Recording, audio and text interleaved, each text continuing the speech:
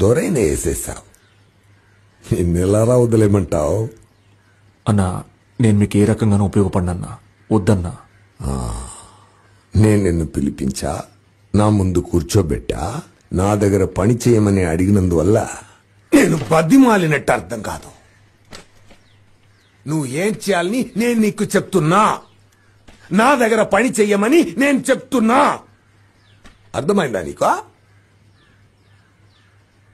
అన్నా, దొరన్నను నేను చంపలేదు. అవునయ్యా, నీ చంపలేదు. ఒకవేళ దొరన్నను చంపింది నేనే అయితే ఆయన్ని చంపి నాకు మిమ్మల్ని చంపడానికి ఎంతసేపు అన్నా?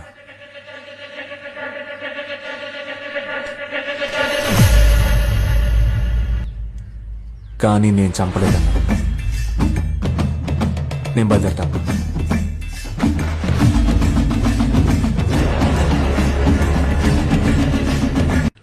దొరైనా వేసేసావు.